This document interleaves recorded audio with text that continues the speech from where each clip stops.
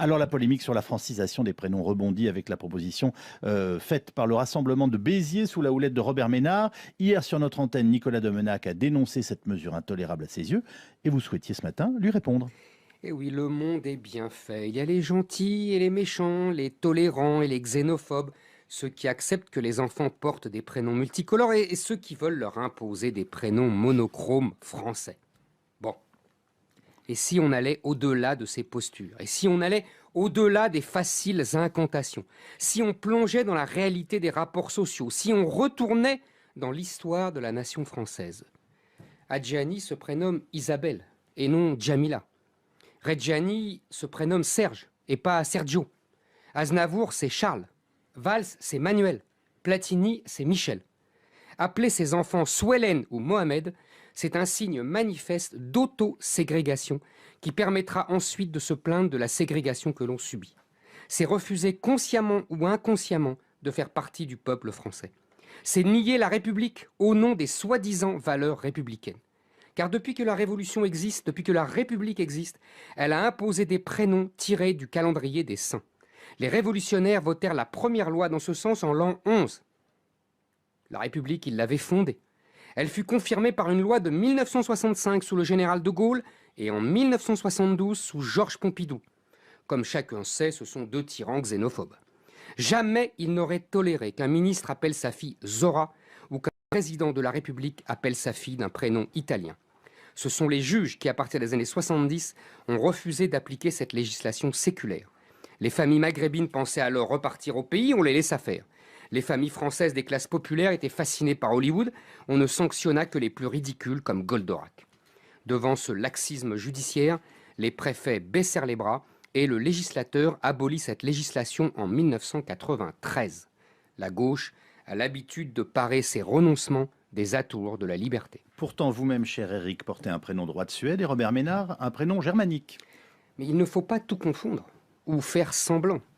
Les prénoms germaniques ne sont pas étrangers, puisque les Germains sont à l'origine de la France avec les Gallo-Romains.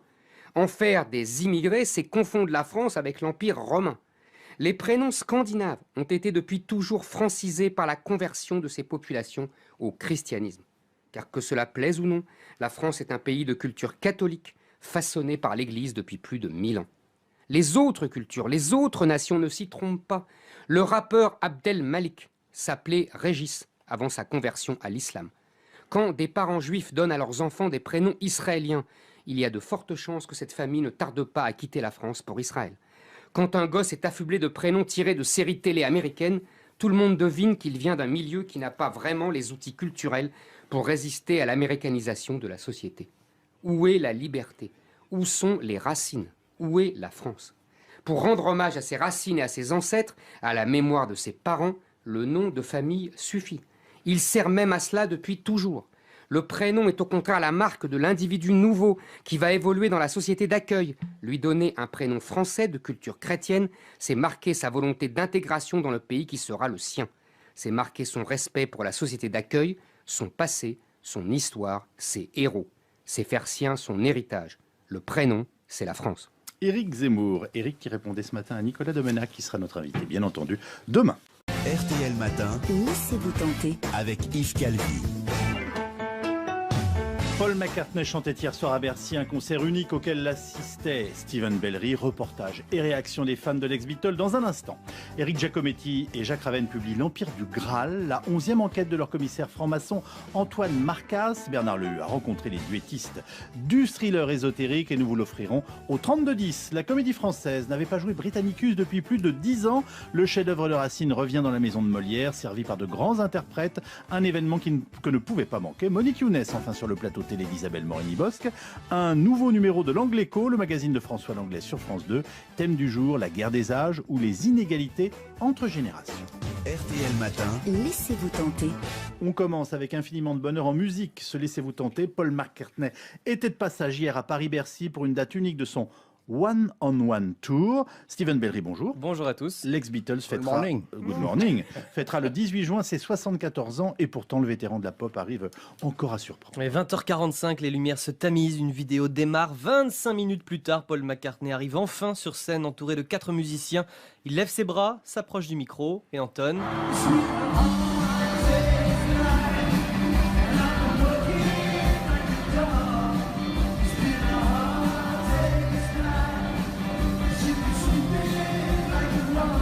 Hard Day's Night, première surprise de la soirée. McCartney n'avait pas chanté ce titre en tournée depuis 51 ans. Il l'avait même jamais fait depuis qu'il était en solo.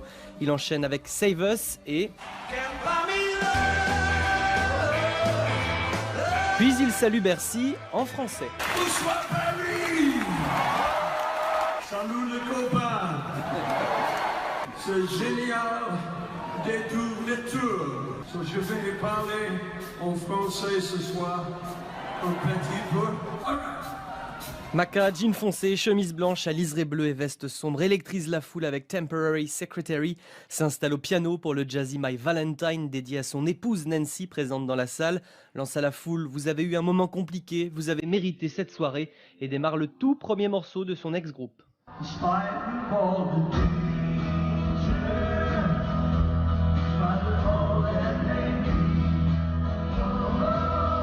In Spite of All the Danger, enregistré avant même que les Fab Four s'appellent Beatles, le chanteur anobli tombe la veste, puis offre un nouveau cadeau.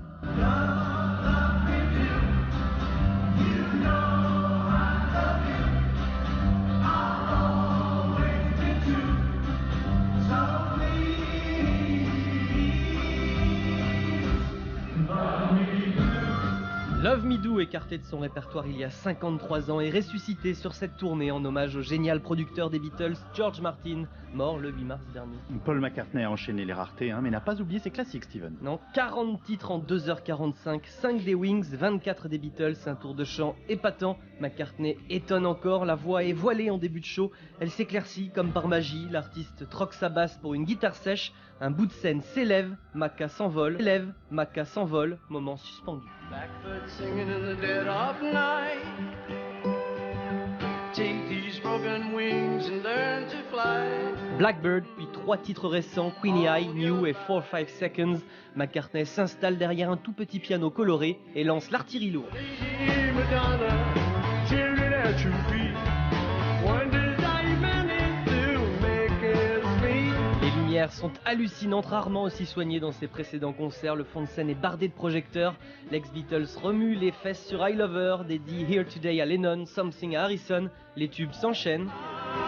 Look at all the lonely people. Comme un seul homme, Bercy se lève grâce à ça. Oh, Daddy, oh, Dada, life goes on.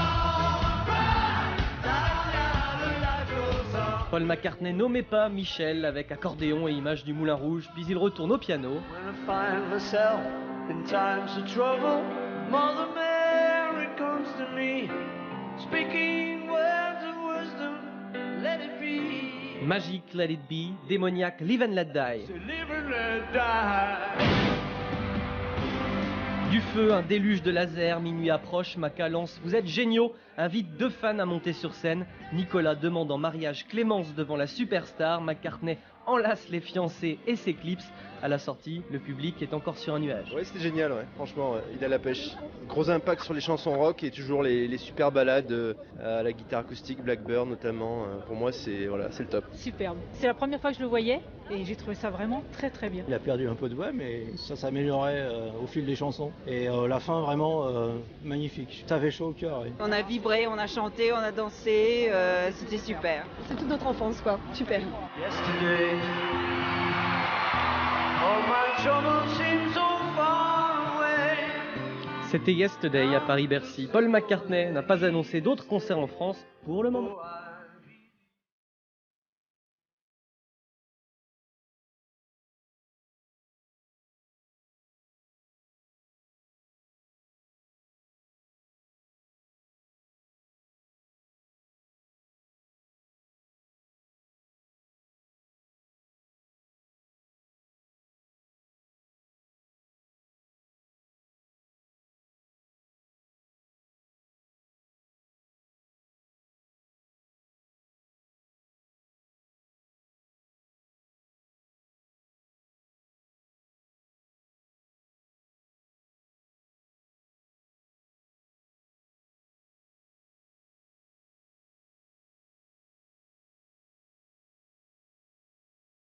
Hey Jude, ça fait toujours du bien. Écoutez, voilà, compte rendu signé Steven Bellery, j'y étais. Eh bien, vous m'avez donné des frissons en réécoutant cette sélection que vous avez faite pour nous, qui était formidable. Merci beaucoup. Voilà les audiences qui arrivent. Est-ce qu'on a le temps de les... Oui, non, dans un instant. Voilà, dans un instant, les audiences avec Isabelle Morini. Non, mais oui. Allez-y tranquillement. RTL Matin, Laissez-vous tenter. avec Yves Calvi. 9h10, nos audiences télévisées d'hier avec Médiamétrie et Isabelle Morini-Bosque. Eh bien, écoutez, le match de football amical France-Cameroun est en tête sur TF1. 6 400 000 téléspectateurs et 27% du public sur la 2. Plébiscite pour le premier match commenté par Grégoire Margoton. Il a beaucoup impressionné Steven. En J'ai vu sur les deuxième... réseaux sociaux entre deux chansons de Paul McCartney. C'est cela. En deuxième position, mince alors, sur M6, le film a peut-être pas eu de bonne critique en salle, mais alors les téléspectateurs ont aimé. 3 800 000 téléspectateurs sur M6 et 16% du public sur la chaîne. C'est un gros score. Pour quel film, excusez-moi, j'ai pas compris. Mince alors. Ah, excusez-moi. C'est avec Lola Devers. Ah oui, Charlotte de Tolkien. Une comédie sur le poids. Sur le poids, la surcharge pondérale. Et juste devant, Monsieur Paul sur la 3, l'affaire Paul Touvier. 3 100 000 téléspectateurs et près de 13% du public sur France 2. Le thème était difficile. Et France Gall et Michel Berger, c'est la compte aux performances. Nettement moins de 2 millions de téléspectateurs sur France 3.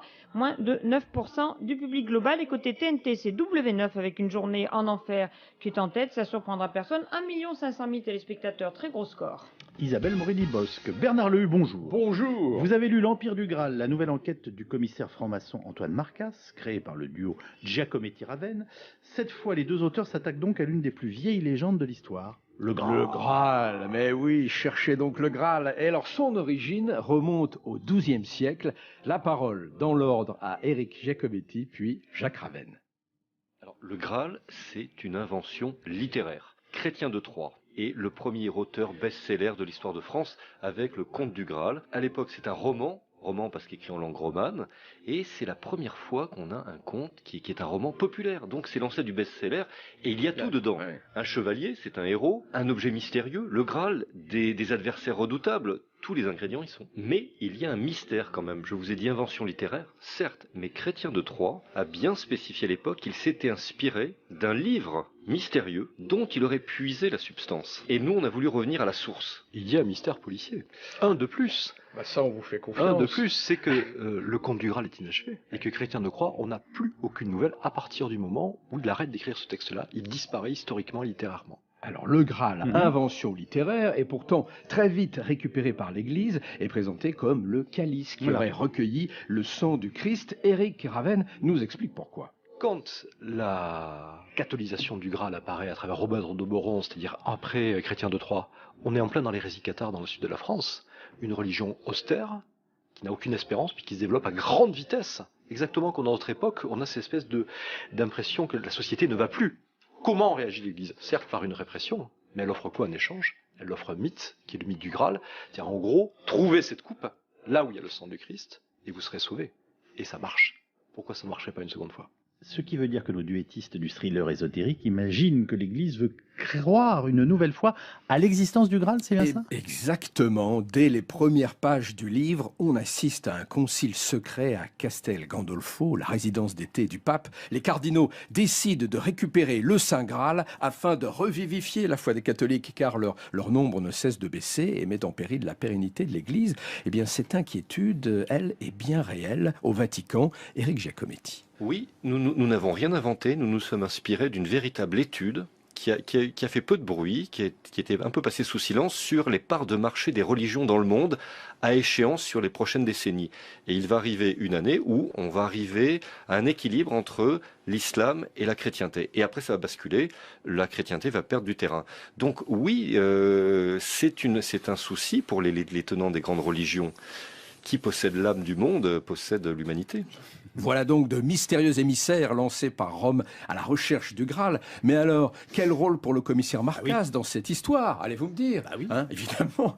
Eh bien, une enquête qu'il mène sur une enquête qu'il mène sur un trafic d'antiquités va le lancer, lui aussi, à son insu, sur la piste du Graal. Et Giacometti et Ravenne de nous tenir en haleine par cette course de vitesse entre Marcas et le Vatican et de nous amuser avec les légendes légendes liées au Graal, le roi Arthur, les chevaliers de la table ronde, et même des vampires bien plus saignants que ceux remis récemment à la mode, Jacques Ravenne.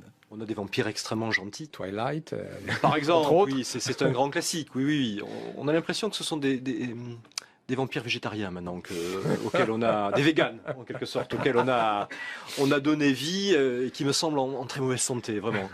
Là, ce qu'on voulait, nous, c'est se servir d'une des caractéristiques du mythe du vampire qui est très peu connu, qui est le vampire gardien de trésor. C'est-à-dire le fait qu'on va enterrer une personne soupçonnée de vampirisme parce que la peur qu'elle crée va empêcher qu'on fouille avec. Et ça nous a fait fasciner parce que j'ai pas tellement le souvenir qu'en littérature ou au cinéma, cette fonction très précise du vampire ait été employée. Ah, un vampire gardien du Graal? Eh bien, à vous de voir dans cette 10e et trépidante enquête d'Antoine Marcasse, qui ne manque pas non plus d'humour, en particulier quand nos duettistes mettent en scène le commissaire et son fils avec des accents de vérité qui sentent le vécu. Jacques Ravenne.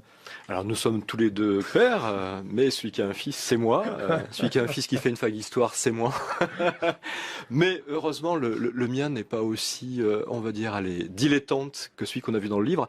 Non, on a essayé de vraiment développer ce rapport père-fils au moment où le fils commence à quitter, j'oserais dire, l'orbite du père. C'est-à-dire c'est les derniers instants pour Marcasse, qui doit avoir une 45-46 ans, où il va encore regarder des séries avec son fils. Et il le sait très bien, c'est les derniers jours. Et bien sûr, il est fan de séries, il regarde entre autres Kaamelott. On ne peut regarder que Kaamelott. Le gras, c'est la vie, tout le monde sait ça. Ouais, c'est pas faux. Et alors ? Voilà, l'Empire avec Kaamelott, la fameuse réplique. L'Empire du Graal de Giacometti et Ravenne, Éric Giacometti et Jacques Ravenne, est publié chez Lattès. Et nous vous offrons ce roman si vous répondez à la question de Bernard. Pour les fans, ça va être fastoche. Quel est le nom du commissaire créé par Giacometti et Ravenne? Fastoche, c'est vous qui le dites. Dans un instant, nous partons au théâtre. Réponse au 32-10. Réponse au 32-10. Et nous allons redécouvrir Britannicus qui n'a pas été donné depuis des siècles à la Comédie Française. RTL Matin. Laissez-vous tenter. Avec Yves Calvi. Monique Younes. Bonjour. Bonjour. Vous avez vu Britannicus, la tragédie de Racine qui se joue actuellement à la Comédie Française avec Laurent Stocker et Dominique Blanc, dont c'est le premier rôle au français. Alors quel temps fait-il au pays des Alexandrins?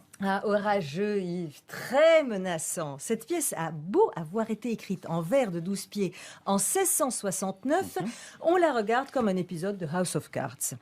La passion du pouvoir au sein des familles recomposées ne se démode pas. Et l'empereur Néron, sous les traits de l'excellent Laurent Stocker, vous a un petit côté Poutine des plus troublants. Alors, la mère de Néron, Agrippine, alias Dominique Blanc, nous fait penser à Rose Kennedy en train de se débattre au milieu de la rivalité de ses fils et de ses beaux-fils. Agrippine a donc écarté Britannicus, le fils de son second mari Claude, mari qu'elle a empoisonné afin d'imposer sur le trône son fils à elle, Néron. Vous me suivez en enfer? Très bien, oui. Alors Néron gouverne l'Empire sans problème, jusqu'au jour où, comme si la place de son rival Britannicus ne lui suffisait pas, il veut lui prendre aussi sa petite amie Junie. Et il veut également se libérer de l'emprise de sa mère, Agrippine. Qu'on sache si ma mère est encore en ces dieux. Burrus, dans ce palais, je veux qu'on la retienne. Et qu'au lieu de sa garde, on lui donne la mienne. Quoi, Seigneur? Sans l'ouïr, une mère! Arrêtez. J'ignore quel projet, Burrus, vous méditez, mais depuis quelques jours, tout ce que je désire trouve en vous un censeur, prêt à me contredire. Néron se révèle à lui-même et Laurent Stocker nous propose là un Néron très moderne, fragile, névrosé, infantile, terriblement destructeur. Amoureux, il tuerait père et mère pour arriver à ses fins. Son fidèle lieutenant, que vous venez d'entendre, Burrus, joué par Hervé Pierre, est une sorte de Michel Rocard épouvanté par la perversité de son maître. Et vous imaginez alors le désarroi d'Agrippine. Néron, son fils unique, lui échappe. Elle qui a tant fait pour écarter Britannicus du trône, afin d'y porter Néron. Voilà comment l'ingrat la remercie. C'est à vous dégoûter du régicide, merde. Vous ne me trompez point. Je vois tous vos détours. Vous êtes un ingrat. Vous le fûtes toujours. Dès vos plus jeunes ans, mes soins et mes tendresses n'ont arraché de vous que de feintes caresses. Rien ne vous a pu vaincre.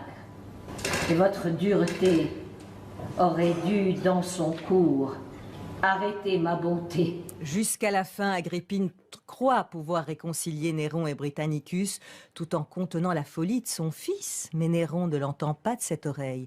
Et on arrive au vers célèbre. J'embrasse mon rival, mais c'est pour l'étouffer. Quoi, Seigneur? C'en est trop. Il faut que sa ruine me délivre à jamais des fureurs d'Agrippine. Tant qu'il respirera, je ne vis qu'à demi. Elle m'a fatigué de ce nom ennemi, et je ne prétends pas que sa coupable audace, une seconde fois, lui promette ma place.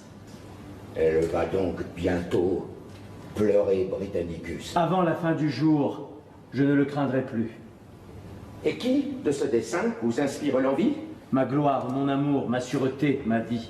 François Mitterrand connaissait donc son Racine sur le bout des doigts. Les longues théories de candidats à l'élection présidentielle doivent eux aussi être en train de le réviser. On ne peut que leur conseiller de se rendre à la Comédie Française où la mise en scène de Stéphane Braunschweig vous fait entendre le texte de Racine.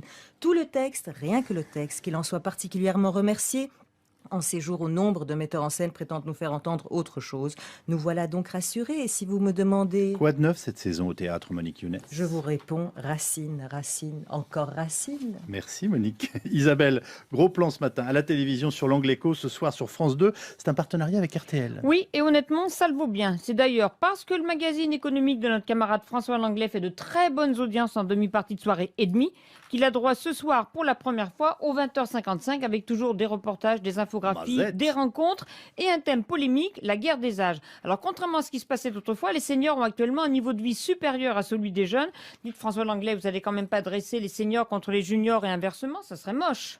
Non, on veut simplement pointer l'extraordinaire différence de destin entre les générations, si vous voulez, entre une génération des baby-boomers, globalement ceux qui sont nés après la guerre et jusqu'à la fin des années 50, qui ont eu une chance extraordinaire. Lorsqu'ils ont commencé à travailler, c'était le plein emploi. Lorsqu'ils ont acheté, il y avait l'inflation, ils ont pu rembourser en monnaie de singe. Lorsqu'ils ont pris leur retraite, tout récemment, ils ont bénéficié des meilleures conditions offertes par le système de pension. À l'inverse, les générations qui les ont suivies, et plus encore les jeunes d'aujourd'hui, eux, à chaque fois qu'ils arrivent, eh bien au contraire, les choses seront plus difficiles. Alors, il y a aussi une affaire de chance dans le destin des générations, mais aussi des choix politiques par le gouvernement qui a un système de transfert qui peut favoriser telle ou telle génération au détriment de telle ou telle autre. Donc les seniors sont à flot, ils vont justement en croisière. L'émission commence façon La croisière s'amuse. Sur le paquebot le Preciosa, l'un des passagers résume sans faire de vagues. On a tout eu. Faites la comparaison entre deux générations, celle de mon petit-fils et la mienne. Nous, on n'avait rien. On est monté gentiment. Eux, ils ont tout et ils risquent de partir à l'envers. Donc François Langlais, si j'ai tout compris, c'est bien que les anciens profitent, c'est pas bien que les jeunes pâtissent. Exactement. Bien sûr, c'est très bien que l'espérance de vie soit de plus en plus longue, que le niveau de vie des seniors ait progressé. Mais à partir du moment où ça se fait au détriment des jeunes, c'est un problème. Et c'est en tout cas un sujet de débat. Alors on le raconte au travers d'histoires, des reportages, notamment au Canada, qui est, figurez-vous, le pays où les jeunes vivent aujourd'hui beaucoup mieux qu'il y a 30 ans. Notre singularité est exactement inverse, puisque nous sommes le pays où les inégalités entre les générations sont les plus importantes. Et comme d'habitude, du concret, plus que jamais, que tout soit toujours clair et pédagogique. C'est le contrat de base, d'écrire les problématiques justement à travers des histoires, et puis trouver des pays confrontés aux mêmes difficultés et qui parviennent à les résoudre avec des méthodes auxquelles nous n'avons pas forcément pensé. Ce soir, on a un film classique, et puis c'est la première fois que l'Angle Écho fait un débat où on reprend des personnages du film et on les confronte à la parole de spécialistes. Vous voulez dire qu'on y verra des gens qui étaient sur le paquebot de croisière Non, en l'occurrence, ceux-là, ils doivent poursuivre calmement leur croisière, mais sur ces gigantesques bateaux, plusieurs milliers de passagers, il y a beaucoup de seniors. Et c'était pour nous une façon de débuter l'émission parce que c'est le symbole de cette génération qui justement profite d'une belle retraite, disons-le, bien souvent parce qu'elle a bien travaillé aussi. Certains de nos retraités nous le disent. Nous, à notre époque, les 35 heures, ça n'existait pas et on se levait à 6 heures du matin, etc., etc. C'est vrai aussi. Mais oui, et parmi les intervenants ce soir, vous verrez Florence, une jeune graphiste obligée de vivre chez papa-maman puisqu'elle n'a pas les moyens de payer un loyer. Faute de mieux, elle distribue 7 heures par jour, 450 kilos de prospectus, 20 heures par semaine et ça lui rapporte 700 € par mois. Elle est formidable et en plus elle garde un bon moral. Et ensuite, passez sur la 3 pour suivre à 23h10 Joe Star dans et sur le divan. Si vous aimez ce chanteur, vous l'aimerez plus encore et si vous l'aimez pas, vous l'aimerez davantage. C'est un excellent divan. si j'ose dire. Je précise concernant François Langlais qu'il sera à 13h.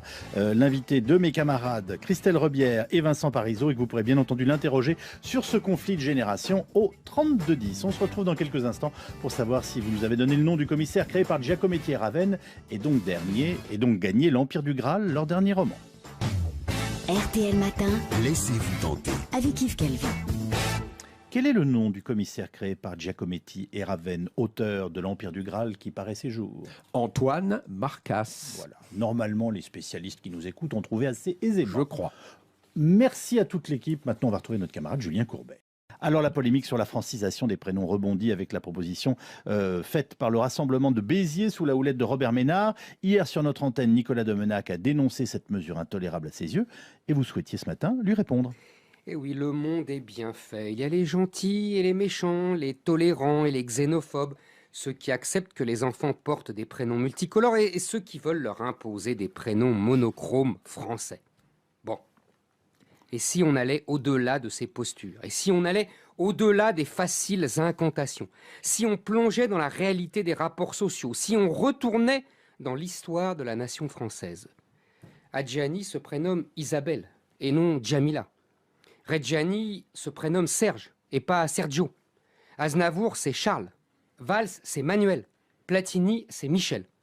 Appeler ses enfants Swellen ou Mohamed, c'est un signe manifeste d'auto-ségrégation qui permettra ensuite de se plaindre de la ségrégation que l'on subit. C'est refuser consciemment ou inconsciemment de faire partie du peuple français. C'est nier la République au nom des soi-disant valeurs républicaines. Car depuis que la Révolution existe, depuis que la République existe, elle a imposé des prénoms tirés du calendrier des saints. Les révolutionnaires votèrent la première loi dans ce sens en l'an 11. La République, ils l'avaient fondée. Elle fut confirmée par une loi de 1965 sous le général de Gaulle et en 1972 sous Georges Pompidou. Comme chacun sait, ce sont deux tyrans xénophobes. Jamais ils n'auraient toléré qu'un ministre appelle sa fille Zora ou qu'un président de la République appelle sa fille d'un prénom italien. Ce sont les juges qui, à partir des années 70, ont refusé d'appliquer cette législation séculaire. Les familles maghrébines pensaient alors repartir au pays, on les laissa faire. Les familles françaises des classes populaires étaient fascinées par Hollywood, on ne sanctionna que les plus ridicules comme Goldorak. Devant ce laxisme judiciaire, les préfets baissèrent les bras et le législateur abolit cette législation en 1993. La gauche a l'habitude de parer ses renoncements des atours de la liberté. Pourtant, vous-même, cher Eric, portez un prénom droit de Suède et Robert Ménard, un prénom germanique.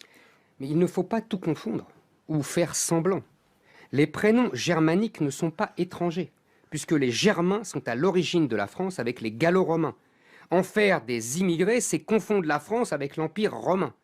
Les prénoms scandinaves ont été depuis toujours francisés par la conversion de ces populations au christianisme.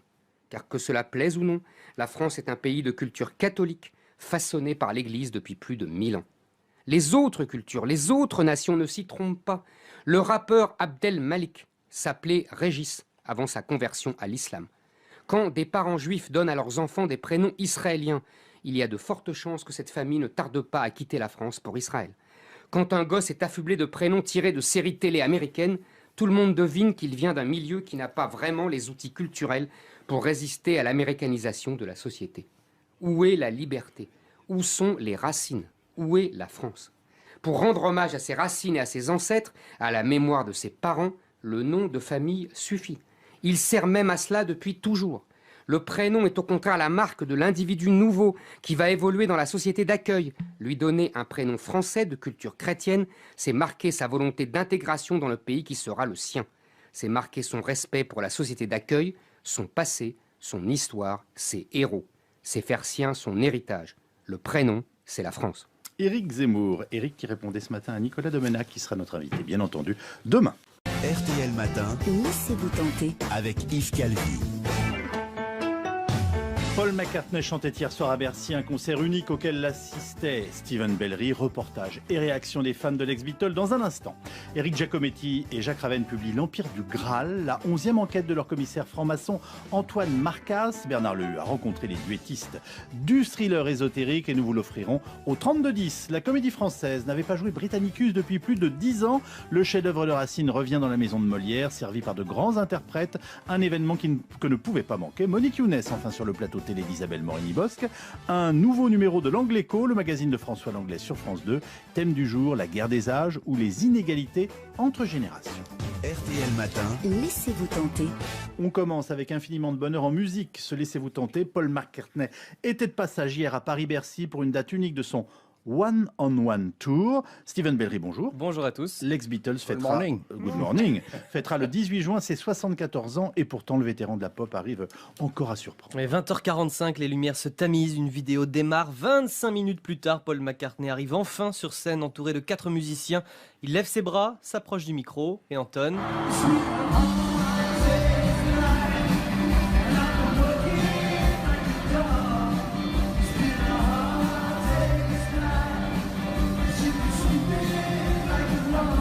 Hard Day's Night, première surprise de la soirée. McCartney n'avait pas chanté ce titre en tournée depuis 51 ans. Il l'avait même jamais fait depuis qu'il était en solo. Il enchaîne avec Save Us et... Puis il salue Bercy en français. Bonsoir Paris. Salut les copains. C'est génial détour les tours. Je vais parler en français ce soir. Maca, jean foncé, chemise blanche à liseré bleu et veste sombre, électrise la foule avec Temporary Secretary, s'installe au piano pour le Jazzy My Valentine dédié à son épouse Nancy présente dans la salle, lance à la foule « Vous avez eu un moment compliqué, vous avez mérité cette soirée » et démarre le tout premier morceau de son ex-groupe.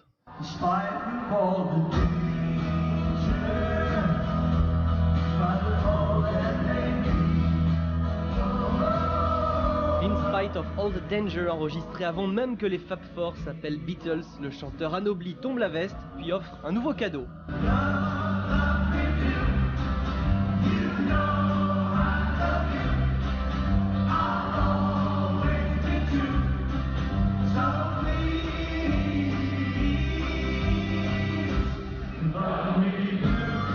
Love Me Do, écarté de son répertoire il y a 53 ans, est ressuscité sur cette tournée en hommage au génial producteur des Beatles, George Martin, mort le 8 mars dernier. Paul McCartney a enchaîné les raretés, mais n'a pas oublié ses classiques, Steven. Non, 40 titres en 2h45, 5 des Wings, 24 des Beatles, un tour de chant épatant. McCartney étonne encore, la voix est voilée en début de show, elle s'éclaircit comme par magie, l'artiste troque sa basse pour une guitare sèche, un bout de scène s'élève, Maca s'envole, moment suspendu. Blackbird singing in the dead of night. Take these broken wings and learn to fly. Blackbird, puis 3 titres récents, Queenie Eye, New et 4-5 Seconds. McCartney s'installe derrière un tout petit piano coloré et lance l'artillerie lourde.